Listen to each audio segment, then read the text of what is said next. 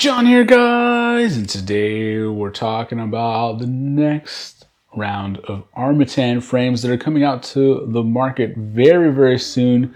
They're in development now, and spoiler alert, yes, I'm working with them a little bit, trying to help refine and design the newest list of frames.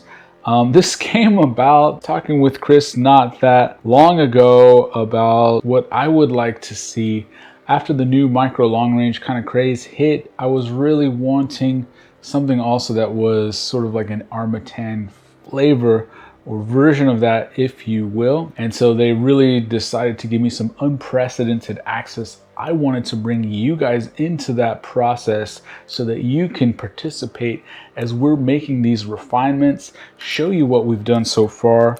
Here is the first couple of prototypes that they sent over. And so I tested these up, I built one of these up, and I made several notes back to the design team. Now, the first note was that this camera cage needed to be a little bit wider. You see, they had modeled it up for the nano size camera, 14 millimeters, but really what we want is something a little bit better. The Nebula Pro really addressed a lot of the only 60 FPS frame rate that the Nebula Nanos had. So that's kind of the camera that is actually the baseline of minimum acceptance. So that was one thing that I recommended. The other thing I recommended was they had some really clever mounting here. They've kind of made the body a little bit longer than the original Tadpole. And in that, what they're doing is making that you don't have to stack it up. So it has kind of more of a front to back. You can have your Vista unit in the back and you can have your stack in the front. What I wanted though was the accommodation of whoop board stacks as well, or whoop board single layer all-in-ones. The 25 by 25 whoop board is becoming very popular. There is now several very reliable options that are cheap. They're easy to build, and it leaves you with a ton of room in there and a little bit lighter. So that was my other suggestion. Also, I wanted to suggest to maybe make the arms a little bit wider apart so that you don't get as much props in view. That was my next suggestion. And the design team over there, Jason, is really a master. It's really been cool being involved in this process with a little bit of the back and forth to see just how skilled and how fast and how effective they're able to work. In order to test everything, they modeled some up. I was able to print this out so I could do a test fitment of everything on my 3D printer. Then they were able to get some of those cut, send them over to me, and check it out. It's like I could test to make sure the camera fit. Then I could put a motor and props on here to see if that was going to eliminate the props from you. If not, they could make additional adjustments.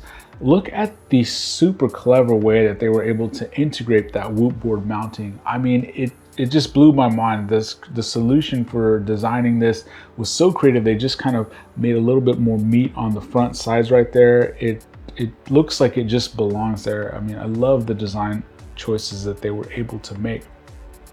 So I have a couple of these built up. I can show you some flight footage. Really exciting. So far, we've made a lot of these changes in order to really get something that's going to be good for what you guys are going to want. This is essentially like the freestyle version of the 4-inch. This is essentially the 3-inch, which is excellent. I have an all-in-one on this 3-inch. This is the 20 by 20 Goku, the Flywoo board. And of course I have the Vista and Crossfire on the 4-inch. On the 4-inch I have a CL Racing flight controller with a 25 amp Speedix 20 by 20. These are using the really nice armattan 1404 2750 kV on this 4-inch.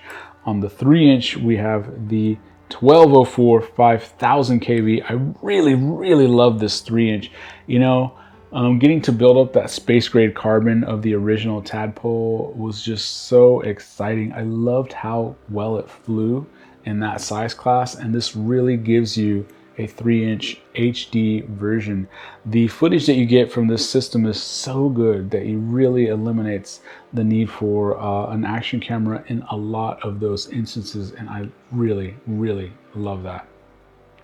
So let's get to the footage. Is there anything else that you guys are spotting that may be on the wish list? Leave it in the comments below. This is an iterative process. Once upon a time ago, I worked in a NASA robotics lab, so developing physical prototypes of things, doing some design work, working with your hands to put them together. Was such an exciting time when I was a really, really young person. I started that job when I was a teenager. And I have been away from that. I do a lot of testing for work these days, but it's usually software based. So being able to participate in this process has been so great. And I'm probably in even greater awe of just how awesome these guys are at running this outfit now than I was initially. So really exciting times, guys. What do you think about these? Is there anything else that we can change? Or do you think they're ready for prime time and do you want to get your hands on one? Stay tuned. We're going to keep having this type of series go on in the future so that you can really learn about what that iterative design process is. Maybe you can bring that to your career eventually someday down the road, whenever you're working on something exciting like this. Thanks, guys.